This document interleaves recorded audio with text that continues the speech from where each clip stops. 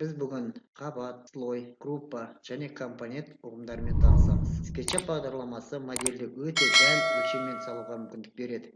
Мысалы, мына үйдің өздерің көріп отырғандай, барлық қабырғаларының ұзындығы 6 метр, биіктігі 3 метр. Есіктің биіктігі 2,25, ені 1 метр, терезенің ені 1,20, биіктігі 1,45, фундаменттен терезеге дейінгі аралық 80 сантиметр. Яғни барлық терезелер бірдей. Оларды SketchUp бағдарламасы өте дәл өлшеммен салуға мүмкіндік беретінін көріп отырсыңдар бұл жерде. Слой, группа, компонент ұғымдары не үшін керек? Мысалы, лоток, біз мына жерде показать лоток дейік. Слой, қабаттар, бұл не үшін керек? Мысалы, алдыңғы қабырға дегенде қанат белгіні алып тастасақ, алдыңғы қабырға жоқ болады. Терезелер деген тұста қанат белгіні алып тастасақ, бүкіл терезелерді алып тастауға болады. Есік деген жерде есікті алып тастауға болады. Жақтау деген жерде есіктің жақтауын алып тастауға болады. Осылайша керек бізге бөгет жасап тұрған слой, бұл бізге бөгет жасап тұрған артқы қабырғаны алып тастауға болады. Мысалы, оң жақ қабырғаны, егер де бізге бөгет жасап тұрған қабырғаларды осылайша алып тастауға болады. Фундаментке дейін міне. Барлық қайта қалпына келтіру үшін оларды қанат белгілерді қайта орнына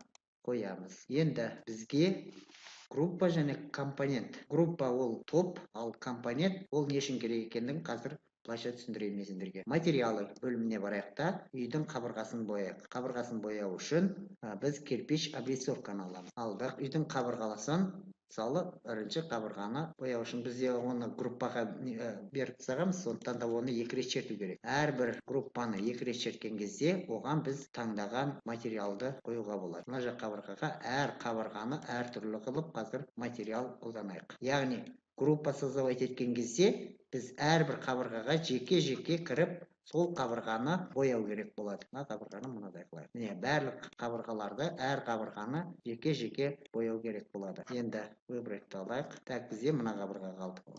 Біз оған кіру үшін, ол қабырғаны бояу үшін, ол қабырғаны екі рет шерту керек. Екі рет шертеміз, сол кезде ғана оның ішін бояй аламыз. Әрбір қабырғаның жеке бөліктерін міне мына қабырға боялына қапты, оны екі рет шертеміз, группаға кіреміз, одан кейін барып сол қабырғаға қажетті нені қоямыз. Боялды, бояп, әрбір қабырғаларын біз жеке-жеке бояу керек болады бұл жерде. Бұл группа создавать еткенде осылай болады. Мысалы, есікті бояу үшін есікте группа. Есікке кіреміз, сол группаға. Мысалы, жақтауға кірдік. Жақтауды древесинаны аламыз, есікке қолдануға болады. Бұл группа создавать еткенде әрбір детальдарды жеке-жеке әрбір группаны жеке-жеке белгілеп алу керек болады екен. Терезелер барлығы компонент. Терезені алдық, міне белгілеп, екі рет шертеміз, оның ішіне кіреміз. Енді терезені бояу үшін бізде мына жерде стекло, зеркало деген бар. Соны таңдап аламыз, қажетті түсті таңдаймыз. Зеркало дейді, міне прозрачное стекло, золотое дейді, осыны алайық. Әрбір бөліктерін жеке-жеке бояуға болады. Мынаны атайтып алайық. Енді бұл шығып көрейік. Басқа терезелерде міне барлығы біз бір терезені ғана боядық, ал басқа қалған терезелер автоматты түрде барлық терезеге сол біз қолданған түстер құйылды. Міне терезелер, яғни прозрачный терезелер іштен көрініп тұрады. Есікке де зеркало қоюға болады мысалы. Сонда есіктен де үйдің іші көрініп тұрады. Сонда группа мен ненің айырмашылығы осындай. Группада міне әрбір бөліктерін сол группаны бояу үшін, мысалы, мына стенадағы міне қабырғалары, жоғарғы, төменгі қабырғалары барлығы боялмай қалды. Енді оны бояу үшін сол группаға кіруіміз керек. Кіру үшін тышқанның сол жақ батырмасын екі рет шертеміз. Екі рет шерткеннен кейін барып ғана біз қажетті кирпич облицовканы таңдап алып, одан кейін қажетті облицовканы таңдаймыз. Әрбір қабырғаларына жеке-жеке таңдау керек болады. Әрбір қабырғалар үшін түсінікті деп ойлаймын. Ары қарай осы әрекеттерді орындаймыз. Міне SketchUp 8-ші нұсқасын жүктедік. Прямоугольникті қояйық мысалы. Прямоугольникті қоямыз да, мысалы, жоғары көтердік.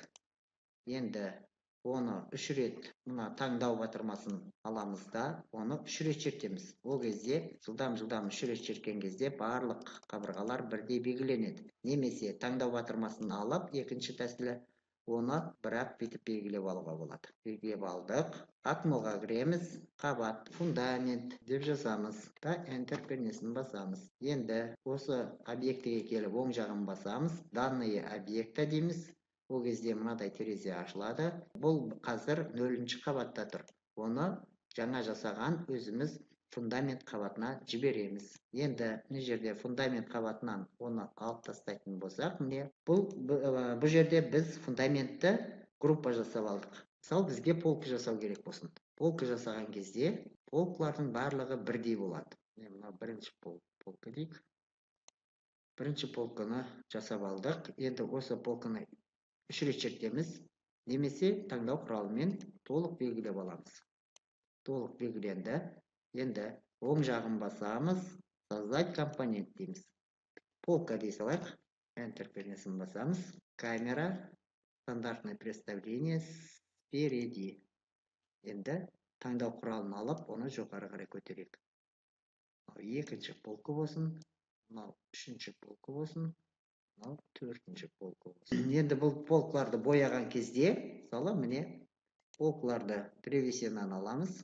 Полкалар бізге міне 2 рет чертіп, оны бірінші полканы, мысалы, кез келген полканы алуға болады. Міне мына бірінші полканы біз мына бетін мынадай қылайық. Міне басқа полкаларға толық әсер етті ол. Ал оның мына бөлігін мынадай қылайық. Міне.